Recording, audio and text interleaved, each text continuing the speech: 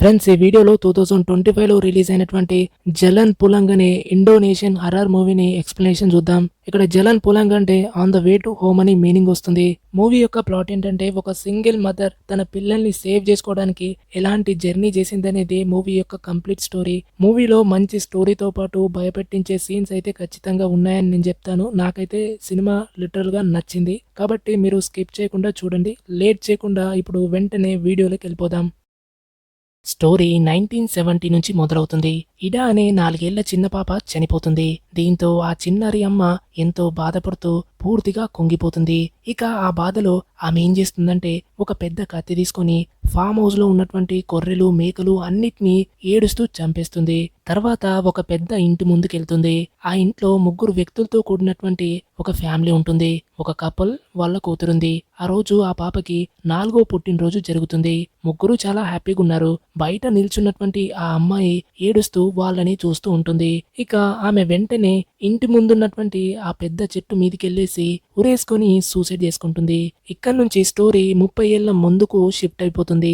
ఇప్పుడు నడిచే సంవత్సరం 2000 అయ్యి ఉంటుంది. అరుమ్ అనే అమ్మాయి స్కూల్లో ఉంటుంది. వచ్చే వారం ఆమె బర్త్డే కాబట్టి ఎంతో ఎక్సైట్మెంట్ గా అందరినీ తన బర్త్డేకి ఇన్వైట్ చేస్తూ, వచ్చే వారం నా బర్త్డే పార్టీ ఉంది, మీరు తప్పకుండా రావాలి అని ఇన్వైట్ చేస్తూ ఉంటుంది. పక్కనున్న పిల్లలకి కూడా చెప్పేసి ముందు కూర్చున్నటువంటి ఒక అమ్మాయిని కూడా తన బర్త్డే పార్టీకి రావాలని పిలుస్తుంది. ఆ అమ్మాయి వెనక్కి తిరిగినప్పుడు అరుణ్ కి అక్కడ దయ్యం కనిపిస్తుంది.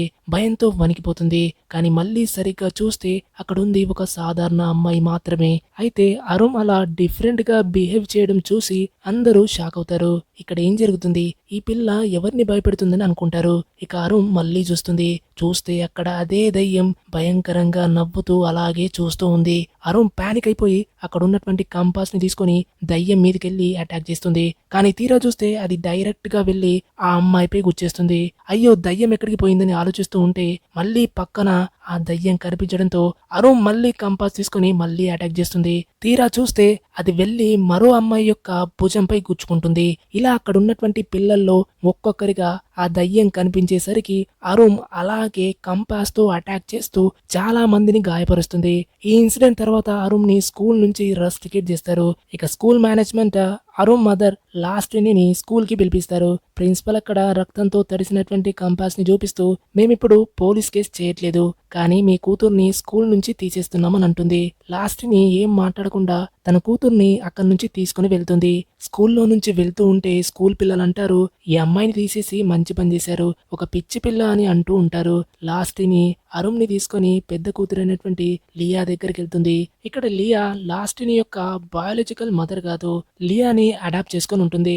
లాస్ట్ ని జరిగిందంతా చెప్పగానే లియా అంటుంది, మమ్మీ చూస్తుంటే అరుణ్ ప్రాబ్లం సీరియస్ ఉంది, మెంటల్ హాస్పిటల్లో పెట్టడమే మంచిదని అంటుంది. అది విన్న లాస్ట్ ని కోపంతో, నువ్వు సొంత కూతురు కాదు కదా, అందుకే ఇలా అంటున్నావని కోపంగా వెళ్ళిపోతుంది. అప్పుడు లియా, మమ్మీ సారీ, నేను అలా అనలేదని అంటుంది. కానీ లాస్ట్ ని ఏమాత్రం ఆగదు.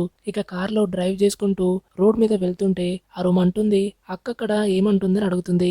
దానికి లాస్ట్ ని, ఏం లేదు బేబీ, నేను నీకు థెరపీ చేయిస్తాను, నువ్వంతా సెట్ అవుతావని చెప్తుంది. అప్పుడు అరుణ్ అంటుంది, అక్క చెప్పింది కరెక్ట్ అయితే నేను నిజంగానే పిచ్చిదాన్ని అయిపోతున్నానా అని క్వశ్చన్ ఇస్తుంది. దానికి లాస్ట్ ని, అలా ఏమనుకోవద్దు, నేను నిన్ను బాగు చేస్తాను, అమ్మ మీద నమ్మకం ఉంచమని కాన్ఫిడెన్స్ ఇస్తుంది. అరుణ్ సరే అని ఒప్పుకొని తనలో తాను, నేను డెఫినెట్ గా సెట్ అవుతాను అని అనుకుంటుంది. అప్పుడే మిర్రర్ లో అక్కడ దయ్యం వచ్చేసి, అవును నువ్వు సెట్ అయిపోతావని ఒక రకంగా అరుణ్ ని మాక్ చేసి అక్కడి నుంచి అదృశ్యమవుతుంది. ఇక ఇంటికి వచ్చిన తర్వాత అరుణ్ ని తన చిన్న తమ్ముడైనటువంటి రామ్ ఎదురుపడతాడు. అక్క నాతో ఆడుకుంటావా అని ఇన్నోసెంట్ గా అడుగుతాడు. అయితే అరుణ్ ఏం మాట్లాడకుండా రూమ్ లోకి వెళ్ళిపోతుంది. ఇకప్పుడు లాస్ట్ ని తన కొడుకుతో, అక్క ఇప్పుడు బాలేదు, నువ్వు డిస్టర్బ్ చేయొద్దని చెప్తుంది. ఇక రామ్ అక్కని చూడడానికి వెళ్తాడు. అక్కడ అరుణ్ తన బ్యాగ్ తీసి తన మొహాన్ని కింద పెట్టి డైరెక్ట్ గా బెడ్ పైన పడుకుంటుంది. మనం జనరల్ గా ఎప్పుడైనా బయట నుంచి అలసిపోయి వచ్చేసి డైరెక్ట్ గా బెడ్ పైకి వెళ్ళేసి ఆ రకమైనటువంటి పోజ్ చేస్తాం. కానీ ఇక్కడ అరుణ్ చేసేది వింతగుంది. చూస్తుంటే ఆమె మొహాన్ని బెడ్ పై అలాగే ఒకటే డైరెక్షన్ లో ఉంచేస్తూ ఏమాత్రం కదలదు. రామ్ తన సిస్టర్ చేసేటువంటి వాలకం చూసి భయపడతాడు. అతను ఆమె దగ్గరికి వెళ్ళి, అక్క లేవక్క, ఏమైంది అని పిలిస్తే అరుణ్ ఒక్కసారిగా తిరిగి ఏం కావాలని అంటుంది. దానికి రామ్, నాతో ఆడుకుంటావా అని రిక్వెస్ట్ చేస్తే అరుణ్ అప్పుడు, సరే నువ్వైతే వెళ్ళు, నేను డ్రెస్ చేంజ్ చేసుకొని వస్తానని చెప్తుంది. మరోవైపు లాస్ట్ని చనిపోయినటువంటి తన భర్త అయిన సూర్య యొక్క ఫోటో చూస్తూ అతన్ని గుర్తు చేసుకుంటుంది. స్టోరీ ఇప్పుడు ఫ్లాష్ బ్యాక్ వెళ్తుంది. సరిగ్గా 4 ఏళ్ల క్రితం అంటే 29th ఫిబ్రవరి 1996 టైంలో అరుణ్ యొక్క పుట్టినరోజు అయి ఉంటుంది. ఆ రోజు బాగా పార్టీ జరుగుతుంది. సూర్య తన పిల్లల్ని బయటుంచేసి అరుణ్ని చూడ్డానికి వస్తాడు.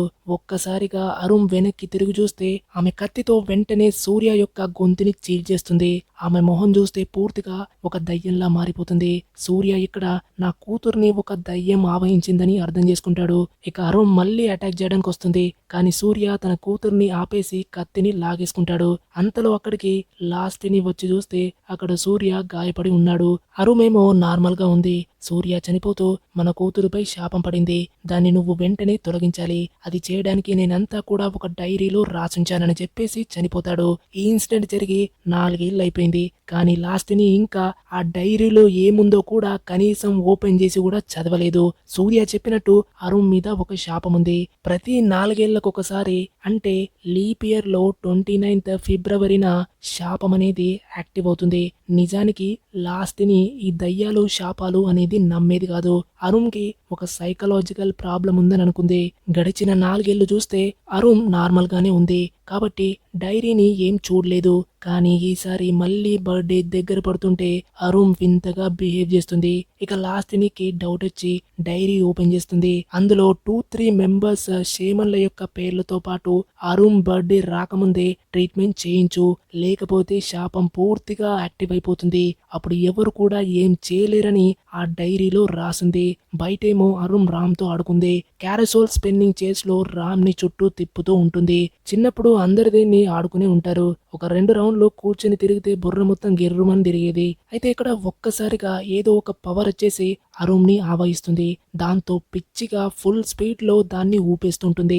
అప్పుడు రామ్ అంటాడు, అక్క ప్లీజ్ అలా చేయడం ఆపేసి, నాకు భయంగా ఉందని అరుస్తాడు. ఎంత చెప్పినా అరుణ్ తిప్పడం మాత్రం ఆపదు. అయితే లాస్ట్ ని ఆ అరుపులు విని బయటకు వచ్చేసి ఏమైందని చూస్తుంది. అక్కడ క్యారోసోల్ అనేది భయంకరంగా తిరుగుతుంది. రామ్ ఏమో అరుస్తూ ఉన్నాడు. అరుణ్ ఏమో అదంతా చూస్తూ నవ్వుతూ ఉంది. దీంతో వెంటనే లాస్ట్ ని అక్కడికెళ్ళి తన చేత్తో దాన్ని ఆపేస్తుంది. దాన్ని ఆపే క్రమంలో తన చేయి కూడా ఆ స్పీడ్ కి కోసుకుపోతుంది. కానీ ఎలాగో రామ్ ని కాపాడుతుంది. అరుణ్ అప్పుడే స్పృహలోకొచ్చి సారీ మమ్మీ, నా ఉద్దేశం అది కాదనంటుంది. దానికి లాస్ట్నే అంటుంది, దీన్నంతా నీ నుంచి తొలగించే టైం వచ్చింది, రెడీగా ఉండు, ఇప్పుడే మనం బయలుదేరదామని చెప్పేసి రామ్ ని అక్కడి నుంచి తీసుకొని వెళ్ళిపోతుంది. అయితే అరుణ్ బ్యాక్ సైడ్ నుంచి రక్తం కారుతుంది. చూస్తుంటే ఆ డీమన్ పవర్ ఎక్కువైనట్టు కనిపిస్తుంది. లాస్ట్ ని సూర్య ఫోటోని చూస్తూ ఆ ఫోటోతో నీ మాటల్ని నమ్మకపోవడం నా తప్పే, ఇప్పుడు నేను దీన్ని పూర్తిగా నమ్ముతున్నాను, శాపం అనేది నిజమే, దీన్ని నేను సరి చేస్తానని చెప్పేసి తన 2 పిల్లల్ని తీసుకొని బయలుదేరుతుంది. అప్పుడు అక్కడికి లియా వచ్చి మమ్మీ నీతో నేను కొంచెం మాట్లాడాలని అడుగుతుంది. అప్పుడు లాస్ట్ ని లియాని పక్కకి తీసుకెళ్తుంది. లియా తన అమ్మకి సారీ చెప్తూ మమ్మీ నేను నీతో అలా అనకుండా ఉండాల్సిందని అంటుంది. దానికి లాస్ట్ ని అలా ఏం లేదు బేబీ, నాకు రామ్ అరుణ్లంటే ఎంత ప్రేమో నిన్ను కూడా నేను అలాగే లవ్ చేస్తానని చెప్తుంది. అయితే లియా అంటుంది, మమ్మీ అరుణ్ ని షేమన్ దగ్గరికి తీసుకెళ్తున్నారు కదా, నాకేమో తనకి మెంటల్ ట్రీట్మెంట్ కావాలనిపిస్తుందని అంటుంది. అప్పుడు లాస్ట్ ని ఇప్పుడు మనకు వేరే ఆప్షన్ లేదు, శాపం అనేది నిజమని అంటుంది. దానికి లియా అలాగైతే సరే మమ్మీ, నేను కూడా నీతో వస్తాను, అందరం కలిసి వెళ్ళేసి అరుణ్కున్నటువంటి ప్రాబ్లం ని సరిచేద్దామని అడుగుతుంది. సరే అని లాస్ట్ ని తన పిల్లలతో కలిసి బయలుదేరుతుంది. జర్నీలో రోడ్డుపై వెళ్తుంటే రామ్ లియా సాంగ్స్ పాడతారు. అక్కడ మూడ్ అనేది కొంచెం లైట్ అవుతుంది. చూస్తుండగానే జర్నీలో రాత్రి వచ్చేస్తుంది. నైట్ లియా రామ్ ఇద్దరు కూడా నిద్రపోతారు. అరుణ్ మాత్రం మేల్కొని ఉంటుంది. తనకి అటువైపుగా రోడ్డు పక్కన ఏదో దయ్యం లాంటిది కనిపిస్తుంది. అది చూసి అరుణ్ భయపడుతుంది. అక్కడ మిర్రర్ లో లాస్ట్ ని తన డాటర్ ని చూసి ఏమైంది అరుణ్, అంతా ఓకేనా అడిగితే అప్పుడు అరుణ్ ఏం లేదు మమ్మీ అని రిప్లై ఇస్తుంది. ఇక తర్వాత ముందుకెళ్తుంటే దారిలో ఒక దయ్యం రూపంలో ఉన్నటువంటి పిల్లాడు విండో మీదకి వచ్చేసి సౌండ్ చేస్తాడు. అరుణ్ అది చూసి భయపడుతుంది. ఆమె ఏదో అక్కడ చూసింది, కానీ ఆమెకి తప్ప అది మరెవరికి కనిపించదు. లాస్ట్ ని తన డాటర్ కి ధైర్యం చెప్పేసి లియాకి వాటర్ ఇచ్చేసి కూల్ చేస్తుంది. ఫైనల్ గా వాళ్ళు రుస్తుమ్ అనేటువంటి షేమన్ దగ్గరికి రీచ్ అవుతారు. లాస్ట్ ని షేమన్ తో మాట్లాడుతుంటే రామ్ కి టాయిలెట్ రావడంతో మమ్మీ నాకు సుసు వస్తుందని అంటాడు. దాంతో షేమన్ యొక్క అసిస్టెంట్ అడవి వైపు ఉన్నటువంటి రోడ్ ని చూపిస్తాడు. అయితే రామ్ బయటికి ఒంటరిగా వెళ్ళలేడు కాబట్టి అరుణ్ కూడా రామ్ కి తోడుగా వెళ్తుంది. ఇక రుస్తుం లాస్ట్ నీతో మాట్లాడుతూ అరుణ్ కండిషన్ గురించి తెలుసుకుని నేను అరుణ్ ని బాగు చేస్తానని అంటాడు. కానీ దానికి భారీ మొత్తంలో ఫీజు అడుగుతాడు. దానికి కూడా లాస్ట్ ని ఒప్పుకుంటుంది. మరోవైపు అడవిలో టాయిలెట్ కని వెళ్ళినటువంటి రామ్ ముందుకి పరిగెత్తుతూ ఉంటాడు. ఇక అరుణ్ కూడా రామ్ వెనకాలే రన్ చేస్తూ ఎక్కడికి వెళ్తున్నావు ఆగమని చెప్తూ ఉంటుంది. అరుణ్ ఇక వీక్ అయిపోయి ఆగని అంటుంది. కానీ రామ్ దూరంగా వెళ్ళిపోతాడు. అంతలో అక్కడ ఒక దయ్యం పిల్లాడు కనిపించేసి రుస్తుం చెడ్డవాడు, అతను డార్క్ రిచువల్ చేస్తాడు, చిన్న పిల్లల్ని బలిస్తాడని చెప్తూ ఆ షేమన్ చేసే రిచువల్ ని చూపిస్తూ ఒక బాడీని బ్యాగ్ లో పెట్టి పూడ్చుతున్నటువంటి సీన్ ని చూపిస్తాడు. ఇక రుస్తుమేమో నేను రిచువల్ స్టార్ట్ చేస్తానని లాస్టిన్ తో చెప్పి స్టార్ట్ చేయడానికి రెడీ అవుతాడు. అయితే లియా అంటుంది, మమ్మీ ఈ వ్యక్తిని చూస్తే నాకెందుకో సరిగ్గా అనిపించడం లేదు, మనం వేరొక షేమన్ దగ్గరికి వెళ్దామని అడుగుతుంది. అయితే రుస్తుమేమో రిచువల్ మొదలెడతాడు. మరోవైపు అడవి నుంచి కొన్ని సౌండ్స్ వస్తాయి. రుస్తుం అవేంటని చూడ్డానికి వెళ్తాడు. అరుమ్ అక్కడ నిల్చొని అటువైపు అడవిలోకి చూస్తూ ఉంటుంది. ఆమె బ్యాక్ సైడ్ మనకు కనిపిస్తుంది. చూస్తే ఆమె పొసెస్డ్ అయిన స్టేజ్ లో ఉంది. వెంటనే వెనక్కి తిరిగి భయంకరమైనటువంటి మోహంతో రుస్తుం యొక్క గొంతును పట్టుకొని పైకి ఎత్తేస్తుంది. అందరు అక్కడికి వచ్చి ఫస్ట్ టైం అరుణ్ ని ఒక దయ్యం రూపంలో చూస్తారు.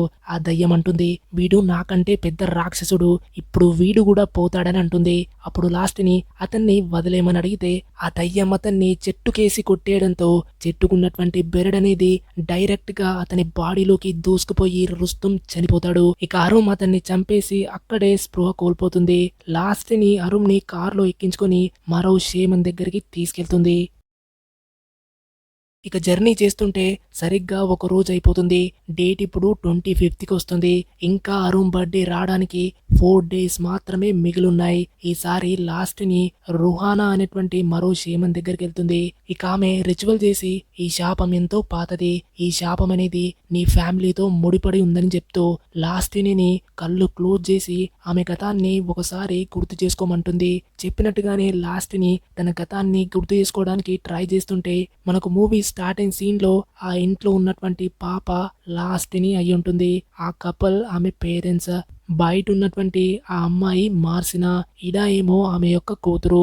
చిన్నప్పుడు లాస్ట్ ని ఇడాతో కలిసి ఆడుకునేది. ఇప్పుడు రుహానా అంటుంది, నువ్విప్పుడు నీ గతాన్ని తెలుసుకునేందుకు మరింత డీప్ గా వెళ్ళమని ఎంకరేజ్ చేస్తే లాస్ట్ ని అప్పుడు తను ఒకసారి కార్ లో తన పేరెంట్స్ తో కలిసి వెళ్తుంటే దారిలో ఒక దయ్యం అనేది కార్ మీద దూకేసి యాక్సిడెంట్ అయ్యేలా చేస్తుంది. ఆ యాక్సిడెంట్ లో లాస్ట్ ని బ్రతికి బయటపడుతుంది.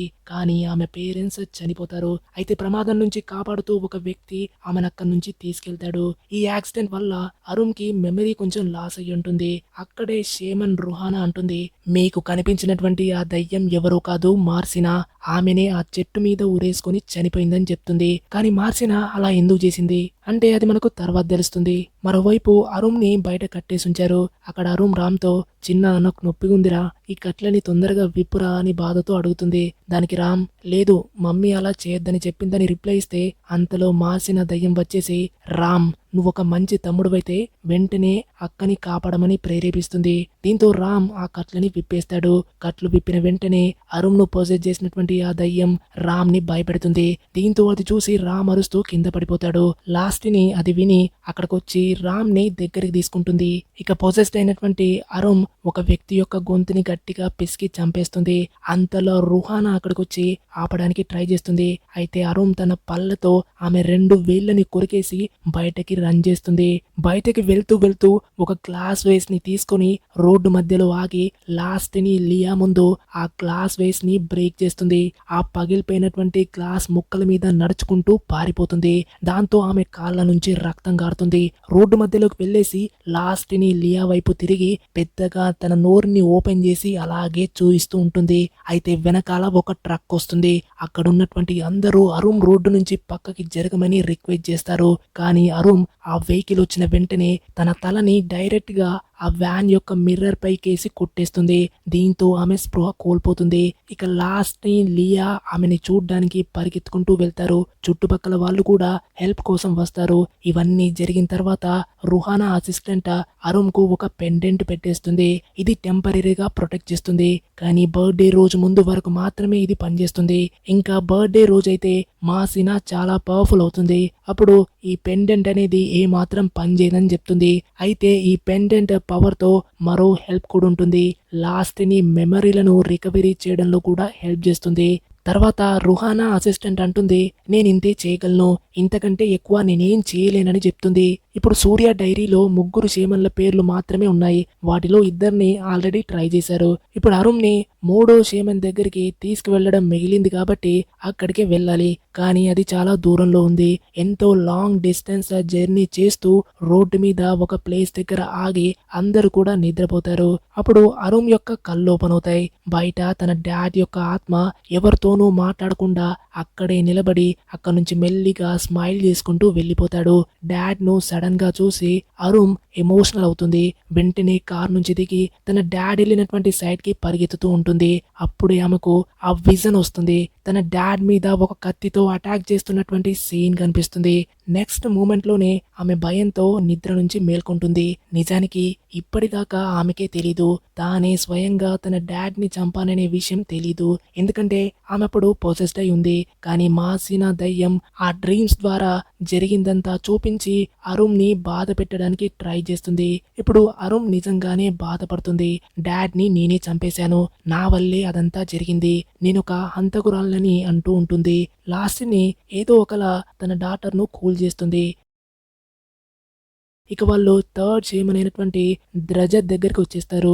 ఇప్పటికి డేట్ అనేది 26th అయిపోతుంది. వీళ్ళు ద్రజత్ ఆశ్రమానికి రీచ్ అవుతారు. లాస్ట్ ని అక్కడ ఉన్నటువంటి వాళ్ళతో ద్రజత్ గురించి అడుగుతుంది. వాళ్ళంటారు, మీరు లాస్ట్ ని కదా అని అంటారు. అది విని లాస్ట్ ని షాక్ అవుతూ, మీకు ఎలా తెలుసు, ఇంకా నా పేరు నేను చెప్పలేదు కదా అని అడిగితే వాళ్ళంటారు, గురూజీ ఎంతో కాలంగా మీకోసమే వెయిట్ చేస్తూ ఉన్నారు, మీరు వస్తారని మా గురూజీకి ముందే తెలుసని రిప్లై ఇస్తారు.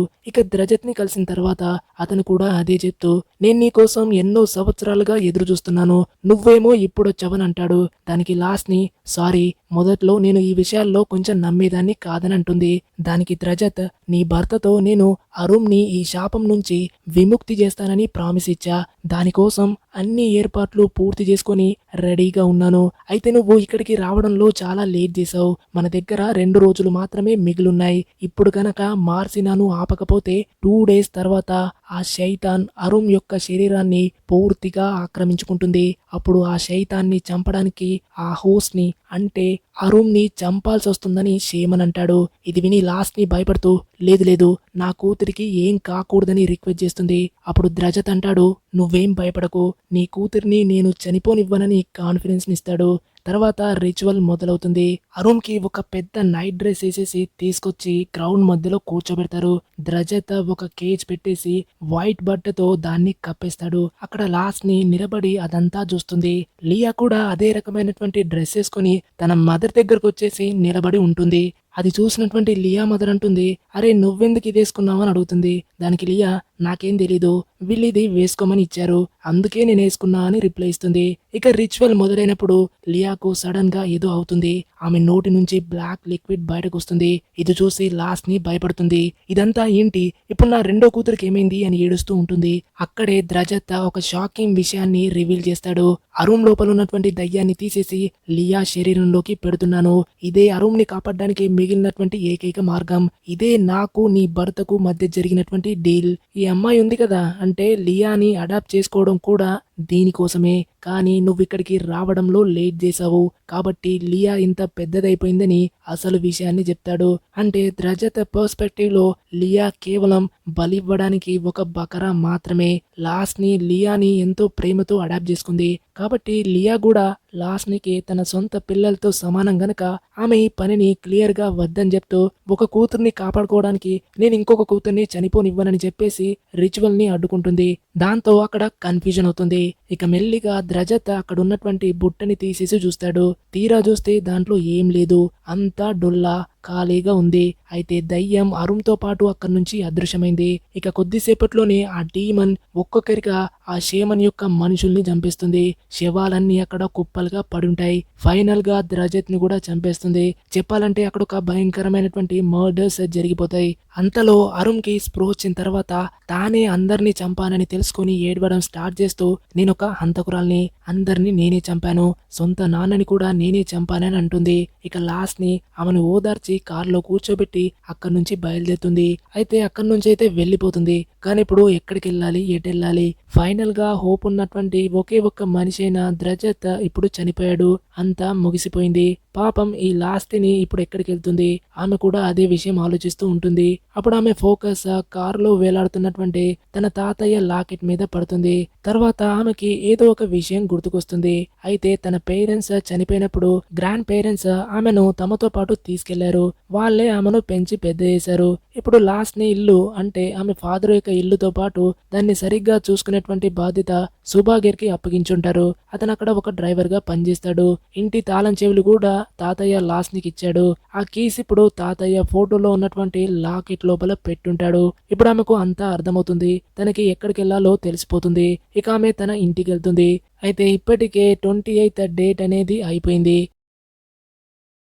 ఇక లాస్ట్ ని తన పిల్లల్ని తీసుకుని ఇంటి లోపలికి వెళ్తుంది. అక్కడున్న ఫోటోలలో తన తండ్రి, తల్లిది, మాసినాది కూడా కనిపిస్తాయి. వాటిని చూసిన తర్వాత ఆమెకి మరిన్ని విషయాలు గుర్తుకొస్తాయి. ఇక్కడ మనకు తెలుస్తుంది ఏంటంటే మాసినా ఆమె తండ్రి యొక్క మొదటి భార్య. అంటే మార్సినా లాస్టినాకి పిన్ అవుతుంది. జరిగిన కథ చూస్తే ఆమె తండ్రి ఈ ప్రాంతంలో ఎంతో ధనవంతుడు, బాగా ఫేమస్. అక్కడొక అమ్మాయి అతనికి నచ్చింది. పేరు మాసినా. ఇక మాసినాతో తొందరలోనే పెళ్లి చేసుకున్నాడు. మొదట్లో మాసినాను ఎంతో లవ్ చేశాడు. మాసినా కూడా హ్యాపీగా ఉండేది. అందరూ బాగానే ఉంటూ లైఫ్ అనేది హ్యాపీగా ముందుకెళ్తూ ఉంది. కానీ మాసినా ఎప్పుడైతే ఒక డిజేబుల్డ్ బేబీని కన్నప్పుడు ఆమె భర్త ఆమెని చులకన చేసి మాట్లాడాడు.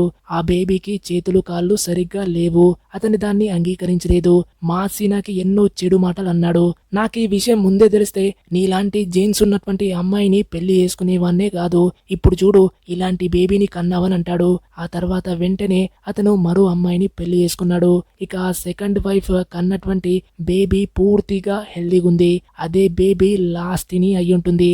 అతను తన సెకండ్ వైఫ్ ఇంకా కూతురైనటువంటి లాస్టినిపై ఎంతో ప్రేమని కురిపించేవాడు. కానీ మాసినా యొక్క కూతురు డిసేబుల్డ్ గా ఉంది కాబట్టి పాపం ఆ చిన్నారిని పూర్తిగా ఒక తండ్రి యొక్క ప్రేమకి దూరం చేసేశాడు. ఇక ఏం చేయలేక మాసినా తన బేబీతో పాటు బయట ఉన్నటువంటి ఫామ్ హౌస్ లో అక్కడే ఉండేది. ఇక లాస్ట్ని కొంచెం పెద్ద అయిన తర్వాత సెకండ్ మదర్ దగ్గరికి వెళ్ళి తన సిస్టర్ తో ఆడుకోవాలని అనిపించేది. కానీ ఎప్పుడైనా లాస్ట్ని వాళ్ళ దగ్గరికి వెళ్తే మాసినా ఎల్లప్పుడూ లాస్ట్ని ప్రేమగా దగ్గరకు తీసుకునేది. కానీ ఆమె తండ్రి అలా వెళ్లకుండా ఆపేవాడు. మాసినా మొహం మీదే ఆమెను అవమానిస్తూ తన కూతురుతో చూడు బేబీ నువ్వు వాళ్ళ దగ్గరికి వెళ్ళకూడదు. వాళ్ళంతా మురికిగా ఉండేవాళ్ళు. ఎన్నో రోగాలుంటాయి. వాళ్ళ దగ్గరికి వెళ్తే నీకు కూడా ఆ రోగం అంటుకుంటుందని చెప్పేవాడు.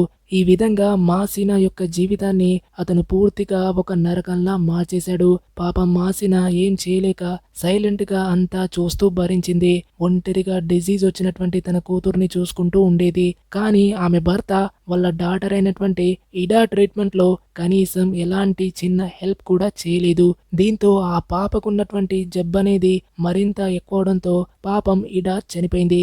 సినిమా స్టార్టింగ్ లోనే మనం ఈ సీన్ ని చూసాం. సరిగ్గా అదే టైంలో ఇడా చనిపోయినప్పుడు ఎంతో దుఃఖంతో మాసినా ఊరేసుకొని చనిపోయింది. ఇప్పుడు లాస్టినికి ఈ స్టోరీతో పాటు మరో విషయం కూడా గుర్తుకొస్తుంది. అయితే సుభాగిర్ అనేటువంటి డ్రైవర్ కూడా అదే ఇంట్లో ఉండేవాడు. లాస్టిని సుభాగిర్ ని అంకుల్ అని పిలిచేది. ఈ స్టోరీలో ఏదో ఒక ప్రాబ్లం ఉంది. ఎందుకంటే ఆమె అబ్జర్వ్ చేసింది ఏంటంటే ఎప్పుడు కూడా తను ఇడా దగ్గరికి ఆడుకోవడానికి వెళ్తే సుభాగిర్ తరచూ మాసినా దగ్గరకు వచ్చేసి ఆమెని కలుస్తూ ఉండేవాడు. అంటే వాళ్ళ మధ్య ఏదో ఒక రిలేషన్ ఉన్నట్టు అనిపించేది. ఇప్పుడు ఆ విషయం గుర్తుకొచ్చేసింది. లాస్ట్ని ఇప్పుడు సుభాగిర్ అంకుల్ తో మాట్లాడేసి అసలు నిజమేంటో తెలుసుకుంటానని డిసైడ్ అవుతుంది. కానీ వెళ్లే ముందు అరుణ్ ని బెడ్ కి కట్టేస్తుంది. దానివల్ల ఆమె ఇంకెవరికి హాని చేయకుండా అలా చేసేళ్తుంది. అయితే మాసినా స్పిరిట్ యొక్క పవర్ అనేది ఇప్పుడు బాగా పెరుగుతూ ఉంది. అందుకే ఆమెను బెడ్ కి కట్టేసి రూమ్ యొక్క డోర్ ని క్లోజ్ చేసి తన పిల్లలతో ఏం జరిగినా ఈ డోర్ ని మాత్రం ఓపెన్ చేయొద్దు. నేను వెంటనే ఇంటికి తిరిగి వచ్చేసి అంతా సెట్ చేస్తాను.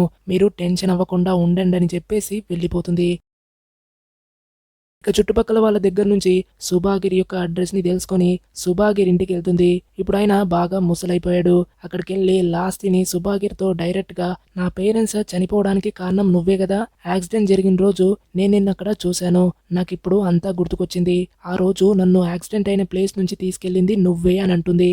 లాస్టినికి ఇప్పుడు సుభాగిర్ యొక్క మొహం అనేది పూర్తిగా గుర్తుకొచ్చేసింది. అయితే యాక్సిడెంట్ అయిన తర్వాత ఆమె మెమొరీ అనేది కొంచెం కన్ఫ్యూజన్ గా ఉండేది. కాబట్టి జరిగిన విషయం ఇప్పటి వరకు క్లియర్ గా ఆమెకు గుర్తులేదు. కానీ ఇప్పుడంతా అర్థమైపోయింది. ఇక లాస్టిని సుభాగిర్తో నువ్వు మాసిన దగ్గరికి తరచూ వెళ్తూ ఉండేవాడివి, ఎందుకు, నీకు ఆమెకి ఏంటి రిలేషన్ అని అడిగినప్పుడు సుభాగిర్ అంటాడు, నేను మాసినాని లవ్ చేశాను. చాలా కాలం క్రితం మాసినాకి ఇంకా పెళ్లి కాలేదు, కానీ అప్పటి నుంచి లవ్ చేశా. కానీ అతని బాస్ అంటే లాస్టిని ఫాదర్ కూడా మాసినాని లైక్ చేశాడు. అతని దగ్గర డబ్బుంది కాబట్టి సుభాగిర్ని వద్దనుకొని మాసినా లాస్టిని యొక్క ఫాదర్ ని హస్బెండ్ గా యాక్సెప్ట్ చేసింది. దీంతో అతని బాస్ మాసినాతో పెళ్లి చేసుకున్నాడు. ఇది చూస్తూ సుభాగిర్ అలాగే చూస్తూ ఉండిపోయాడు. అయితే సుభాగిర్ మాసినాని ట్రూగా లవ్ చేశాడు. మాసినాకి ఒక పెద్ద ఇంటితో పెళ్ళైంది కాబట్టి ఆమె అక్కడ హ్యాపీగా ఉంటుందని తన లవ్ ని సాక్రిఫైస్ చేస్తాడు. కానీ చివరికి ఏమైంది, ఆమె తండ్రి మాసినాతో ఎలా బిహేవ్ చేశాడంటే ఆమె జీవితాన్ని మొత్తం నరకంగా మార్చేశాడు. పాపం ఆ బేబీ జబ్బుతో చనిపోయింది. మాసినా కూడా ఏడుస్తూ ఎంతో దుఃఖంతో సూసైడ్ చేసుకుని చనిపోయింది. ఇదంతా తెలిసి సుభాగిర్ తట్టుకోలేకపోయాడు. అతని మనసులో ఒక మాట గట్టిగా ప్రింట్ అయిపోయింది. ఇప్పుడు ఎలాగైనా అతని కుటుంబాన్ని నాశనం చేస్తానని ప్రామిస్ చేసుకున్నాడు.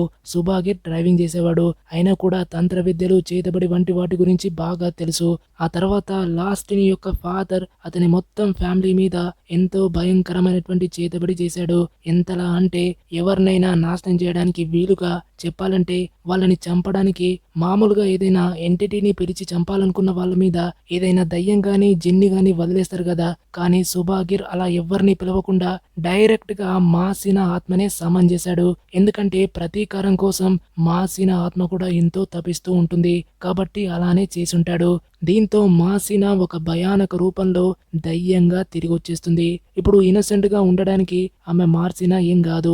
ఎందుకంటే ఒక దయ్యానికి అమాయకత్వం ఎలా ఉంటుంది, ఆమె కేవలం తన ప్రతీకారం కోసం మాత్రమే వెయిట్ చేస్తూ ఉంటుంది. ఆ తర్వాత ఏమైంది, ఫస్ట్ లాస్టిని యొక్క పేరెంట్స్ ని చంపింది. అక్కడితో ఆగలేదు, ఇదంతా ఫ్యామిలీ మొత్తానికి ఒక శాపంగా మారింది. మార్సినా అరుణ్ ని పొజెస్ చేసింది, ఆమెని ఒక వెజల్ లాగా చేసుకుంది. అయితే దయ్యాలు బాడీని రెండు విధాలుగా యూజ్ చేస్తాయి. ఒకటి వెజల్ బాడీగా, ఇంకొకటి హోస్ట్ గా యూజ్ చేస్తాయి. వెజల్ గా చేస్తే ఆ దయ్యం శరీరంలోకి తరచుగా వస్తూ పోతూ ఉంటుంది, అంటే ఒక రకంగా టెంపరరీ అని చెప్పొచ్చు. హోస్ట్ అంటే పర్మనెంట్ గా ఆ బాడీని కంట్రోల్ చేసేస్తుంది. అయితే అరుణ్ బర్త్డే దగ్గర పడుతుంటే ఆమెను మాసిన దయ్యం ఒక వెజల్ లాగా చేసుకునేది. ఒక పారాసైట్ లాగా ఆమెలో ప్రతిసారి భయాన్ని క్రియేట్ చేస్తూ నెగటివ్ ఎమోషన్స్ ని యూజ్ చేసి ఆమెను బ్యాలెన్స్ తప్పేలా చేసేది. అంతేకాదు ఆ సీన్ గుర్తుంది కదా, అరుణ్ బ్యాక్ సైడ్ నుంచి రక్తం కారుతున్నటువంటి టైంలో మాసిన దయ్యం అరుణ్ మీద అటాచ్ అయిపోయి తన పెద్ద పెద్ద గోళ్ళని ఆమె బ్యాక్ సైడ్ లో దించుంచేది. ఇవన్నీ ఎందుకంటే తన పవర్స్ ని పెంచుకుంటూ అరుణ్ ని క్రమంగా బలహీనపరచడానికి చేస్తూ ఉండేది. సినిమాలో సీన్ బై సీన్ చూస్తే ఆమె పవర్స్ పెరుగుతూ మరింత భయంకరంగా మారుతూ ఎంత డెడ్లీ అవుతుందో చూసాం. షేమన్ ద్రజత్ దగ్గర కంప్లీట్ గా ఒక పెద్ద కన్ఫ్యూజన్ ని క్రియేట్ చేసింది. రుహానా పెండెంట్ కూడా పనిచేయకుండా పోయింది. ఇక సుభాగిర్ గురించి నిజం తెలిసి లాస్టినికి అతని మీద చాలా కోపం వస్తుంది. ఇందులో నా తప్పేముంది, నేనేం చేశాను, నువ్వు నా జీవితాన్ని నాశనం చేశావు, వెంటనే ఈ బ్లాక్ మ్యాజిక్ ని కట్ చేయమని అడుగుతుంది. కానీ అతను నో చెప్తాడు, ఎందుకంటే ఇప్పుడు ఏం చేయలేం. మరోవైపు అరుణ్ ని మాసిన మళ్ళీ పొజెస్ చేస్తుంది. ఆమె బర్త్డేకి కేవలం 1 గంట మాత్రమే మిగిలింది. ఇక అరుణ్ వణికిపోతూ గాలిలోకి పైకి ఎగురుతూ గోడ మీద ఎక్కుతూ డోర్ ని గట్టిగా కొడుతూ ఉంటుంది. బయట లియా రామ్లకి లోపల ఏదో ఒకటి జరుగుతుందని అర్థమైపోతుంది. వాళ్ళ మదర్ డోర్ ఓపెన్ చేయొద్దని చెప్పింది కాబట్టి డోర్ ఓపెన్ చేయరు. కానీ అరుణ్ డోర్ నుంచి రాకుండా డైరెక్ట్ గా అక్కడి నుంచి సీలింగ్ పైకి ఎక్కి నడుస్తూ సీలింగ్ ని బ్రేక్ చేసి వాళ్ళ ముందుకొచ్చి కిందికి దూకేస్తుంది. పూర్తిగా ఆవహించబడ్డటువంటి అరుణ్ ని చూసేసి లియాకి తన చావుని దగ్గర నుంచి చూసినట్టు అనిపిస్తుంది. కొన్ని క్షణాలు అక్కడే షాక్ అయిపోయి ఉండిపోతుంది. కానప్పుడు తనకి రామ్ గుర్తుకొస్తాడు. చూస్తే రామ్ అక్కడ లేడు. పాపం ముందే అతను భయంతో అక్కడి నుంచి పారిపోయాడు. లియా కూడా అక్కడి నుంచి పరిగెత్తి రామ్ ని వెతుకుతూ చిన్నా నువ్వెక్కడున్నావు అని పిలుస్తుంది. అయితే ముందు రూమ్ నుంచి ఒక గొంతు వినిపిస్తుంది, అక్క నేను ఇక్కడ ఉన్నానని అంటాడు. దీంతో లియా వెంటనే అక్కడికి వెళ్తుంది. ఫైనల్ గా రామ్ దొరకడంతో చిన్నా నువ్వు ఓకేనా అని అడుగుతున్న టైంలో సడన్ గా ఆ రూమ్ లోనే మాసిన ఇద్దరిని క్లోజ్ చేసేస్తుంది. ఆ తర్వాత లాస్ట్ ని అక్కడికొచ్చి పొసెస్డ్ అయినటువంటి అరుణ్ ను చూసి తన డాటర్ ని పిలిచినా కూడా ఎలాంటి ఆన్సర్ రాదు. అయితే ఆమె డైరెక్ట్ గా అడవి వైపు పరిగెత్తుతూ ఉంటుంది. లాస్ట్ ని కూడా తన డాటర్ వెనకాలే వెళ్తూ ఉంటుంది. ఇప్పుడు అరుణ్ బర్త్డేకి కేవలం 30 మినిట్స్ మాత్రమే ఉన్నాయి. లాస్ట్ ని అడవిలో తన కూతురు కోసం అన్ని వైపులా వెతుకుతూ ఉంటుంది. ఫైనల్ గా ఒక చోట బాగా గాయపడి రక్తంతో నిండిపోయి లాస్ట్ ని ముందే తన సొంత కూతురు చనిపోతుంది. కానీ నెక్స్ట్ మూమెంట్ లో అరుణ్ బాడీ అదృశ్యమవుతుంది. అంటే అక్కడ కేవలం రక్తం మాత్రమే ఉంది. నిజానికి అరుణ్ అక్కడ లేదు. కనిపించింది నిజం కూడా కాదు. అది మాసినా చేసినటువంటి ట్రిక్ అయి ఉంటుంది. అంతలో మాసినా చెట్టు మీద నుంచి వచ్చేసి లాస్ట్ ని గట్టిగా ఒక దెబ్బ కొట్టేసి అదృశ్యమవుతుంది. దీంతో లాస్ట్ ని పిచ్చి పిచ్చిగా అరుస్తూ మార్సినా నా కూతుర్ని నాకు తిరిగి ఇచ్చేయమని అరుస్తుంది. ఇక ఆమె ఒక బావి దగ్గరికి చేరుకుంటుంది. అక్కడ అరుణ్ నిల్చుని ఉంది. అయితే ఇప్పుడు జరుగుతుందంతా కూడా నిజం. అరుణ్ ఇంకా మాసినా కంట్రోల్లో ఉంది. ఇక మాసినా అరుణ్ ని తీసుకొని కిందికి దూకబోతుంది. కానీ సడన్ గా సుబాగిర్ అక్కడ ఎంట్రీ ఇస్తాడు. మార్సినాను ఏదో ఒక రకంగా కంట్రోల్ చేసేసి నదిలోకి తీసుకెళ్లి ఒక రిచువల్ చేసి మాసినా ఆత్మను అరుణ్ శరీరం నుంచి బయటకు తీసేసి వెంటనే మీరిక్కడి నుంచి పారిపోండి, ఇంకా మాసినా ఆత్మ ఇక్కడే ఉందని చెప్తాడు. దీంతో వాళ్ళు అక్కడి నుంచి పరిగెత్తుతారు. కానీ సుబాగిర్ క్యాప్చర్ అయిపోతాడు. మాసినా అతని కాలు పట్టేసుకుని కిందికి లాగేస్తుంది. నెక్స్ట్ మూమెంట్ లో లాస్ట్ ని చేతికి ఏదో వచ్చి తగులుతుంది. ఏంటని చూస్తే అది సుబాగిర్ యొక్క తల అయి ఉంటుంది. భయంతో అక్కడి నుంచి దూరంగా దాన్ని విసిరేస్తుంది. అంతలో అరుణ్ అక్కడ వాటర్ పైకి రీచ్ అవుతుంది. ఇది చూసి లాస్ట్ ని తన కోల్పోయినటువంటి ప్రాణం మళ్ళీ తిరిగి వచ్చిందన్నటువంటి ఫీలింగ్ లో వెంటనే పరిగెత్తేసి అరుణ్ ని గట్టిగా హగ్ చేసుకుని నువ్వేం భయపడొద్దు, అంతా ముగిసిపోయింది, ఇప్పుడు ఏం జరగదని అంటుంది. కానీ ఆమెకి మాత్రమే అలా అనిపిస్తూ ఉంటుంది. అయితే బ్లాక్ మ్యాజిక్ ఇంకా యాక్టివ్ గానే ఉంది. బర్త్డే ఇంకా అయిపోలేదు కాబట్టి ఇప్పుడే ఆ టైం వస్తుంది కాబట్టి అదే టైంలో మాసినా కూడా అరుణ్ పై పూర్తిగా కంట్రోల్ చేసుకోవడానికి ఒక హోస్ట్ చేసుకోవడానికి వచ్చేస్తుంది. ఇక ఫైనల్ గా లాస్ట్ ని తన కూతురైనటువంటి అరుణ్ ని పక్కకి నెట్టేసి మాసినా ముందు ఏకంగా తనే వచ్చి నిలబడుతుంది. దీంతో లాస్ట్ ని ఇక్కడ హోస్ట్ అయిపోతుంది. ఇలా అరుణ్ బదులు లాస్ట్ ని బాడీలోకి మాసినా వచ్చేస్తుంది. కానీ ఇంకా పర్పస్ అనేది పూర్తి కాలేదు. అరుణ్ ని చంపాలి కాబట్టి ఒక రాయి తీసుకొని ఆమెను చంపడానికి వస్తుంది. కానీ లాస్ట్ ని ఆమెను ఆపేస్తుంది. లోపల లాస్ట్ ని మాసినాతో ఎంతో ఫైట్ చేస్తుంది. కానీ ఇది ఎక్కువసేపు చేయడం కష్టమవుతుంది. వెంటనే మాసినా లాస్ట్ ని కంట్రోల్ చేసి అరుణ్ ని చంపేయడానికి రెడీ అయిపోతుంది. అంతలో తన కూతుర్ని కాపాడుకోవడానికి లాస్ట్ ని అదే రాయి మీద తన తలని కొట్టేసుకుని తనని తాను చంపేసుకుంటుంది. ఎందుకంటే ద్రజత్ చెప్పాడు కదా, మాసినా ఒకవేళ అరుణ్ ని హోస్ట్ చేసుకుంటే మాసినాని కంప్లీట్ గా నాశనం చేయాలంటే అప్పుడు అరుణ్ ని చంపాల్సి వస్తుంది. కానీ ఇక్కడ ఇప్పుడు హోస్ట్ లాస్ట్ ని అయిపోయింది కాబట్టి ఆమె తన డాటర్ ని కాపాడడానికి తనని తాను చంపేసుకుంటుంది. అదే టైంలో మాసినా కూడా అంతమవుతుంది. బ్లాక్ మ్యాజిక్ ప్రభావం కూడా మొత్తం పోతుంది. దీంతో అరుణ్ మిగతా అందరు కూడా సేఫ్. కానీ దీనికి అంతటికి లాస్ట్ ని తన ప్రాణాలను ఇవ్వాల్సి వచ్చింది. ఎందుకంటే తల్లి ప్రేమ అలాంటిది. అంతేకాదు దీనికి వేరే మార్గం కూడా లేదు. దీనికి కారణం సుబాగిర్ పవర్ఫుల్ చేతబడి చేశాడు కాబట్టి దీనికి ఎటువంటి రెమెడీ లేదు. ద్రజత్ కి కూడా ఈ విషయం తెలుసు. అందుకే సూర్యతో దీనికి ఒకే ఒక మార్గం ఉంది. ఈ తాంత్రిక శక్తిని వేరే వాళ్ళకి పాస్ చేసేలా చేయడం అనేది ఒకే ఒక మార్గం అని చెప్పేసి ఉంటాడు. నిజానికి సుబాగిర్ ఈ తంత్ర విద్యని ప్రయోగం చేసిన వాడే అయినా అతను కూడా దీన్ని పూర్తిగా కట్ చేయలేక చనిపోయాడంటే ఎంత భయంకరమైనటువంటి తాంత్రిక శక్తిని పిలిచాడో అర్థం చేసుకోవచ్చు. ఇది జలన్ పులంగ్ యొక్క ఎక్స్ప్లెనేషన్. ఐ హోప్ ఈ మూవీ మీకు నచ్చిందని ఆశిస్తున్నా. నచ్చితే వెంటనే లైక్ చేసి మీ ఫ్రెండ్స్ తో షేర్ చేయండి అండ్ హై పాయింట్స్ ఇవ్వండి. ఇప్పటి వరకు ఛానల్ ని సబ్స్క్రైబ్ చేసుకోకపోతే వెంటనే సబ్స్క్రైబ్ చేసుకొని నోటిఫికేషన్ ని ఆన్ లో ఉంచండి. నెక్స్ట్ వీడియోలో కలుద్దాం. అంతవరకు టేక్ కేర్, బాయ్.